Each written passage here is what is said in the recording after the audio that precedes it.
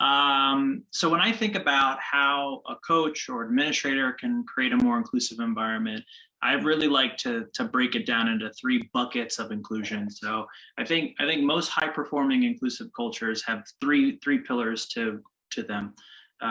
They build safety for their constituents. They have an environment in which people are vulnerable, so they share vulnerability. And then third, they align on purpose. They're really clear, big dreams, big goals. On the build safety piece, it's really how do you as a coach or a leader make it clear to the full diversity of your athletes that they have a home, that they have a team, that you have their back, that you support and love and are there for them. I think Josh just mentioned so many of those everyday ways in which you can build safety for an athlete. But, from an LGBTQ specific perspective, I mean, first, we build safety by getting better educated, right? You are only as able to be a good ally as you are knowledgeable. So it starts by getting better educated. And thank you for showing up here today. It's by being proactive. So I think there's so many coaches who say, you know what, if an athlete came out to me, I would be right there for them. So that's great. Yay. Awesome. But that athlete probably doesn't know that you have their back because you haven't sent those signals. You haven't said the words. So we have to be proactive about making it clear. You said, Casey, you said about culture, what we are doing here, right?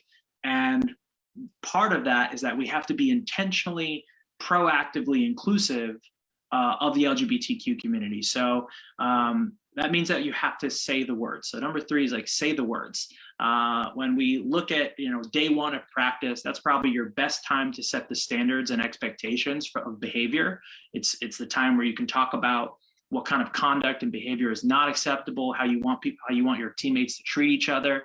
And I think within that conversation, it's really important that we say the words sexual orientation, gender identity, LGBT, LGBTQ. There's many ways in which you can be really explicit about saying the words, and it's so critically important that you do. And then lastly, I think on the build safety piece, we have to define consistent lines. So I think so often in sport, there's this culture that grants permission for people to behave in ways that really are completely unacceptable in any other workplace in the world, right? It's oh, well, boys will be boys, locker room talk, and the truth is that, the statistics that Ashlyn mentioned at the top, those don't change if we don't have a consistent response when somebody says that's so gay, right? So you have to have a clear, a consistent response, and you have to be willing to actually have some repercussions for that, even if somebody uses that language in jest as a joke. So those are all kind of your build safety pieces. Share vulnerability. It's a couple of things. It's one, owning when you make a mistake.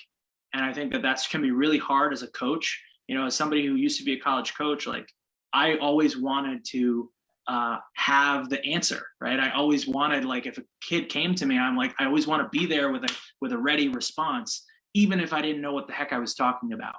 And I think sometimes that desire to always know the right answer or to never be wrong can actually be really damaging. I think it can be really healthy to say, team, this is really new for me. I'm trying to be the best ally I can. I'm trying to learn more. So I'm doing this, I'm doing that. I made a mistake. Creating a culture of vulnerability is also critically important. And then lastly, align on purpose is, what are our values? What do we believe in as a team? How are you communicating your core values to your team, not only at the beginning of season, but throughout the entire year?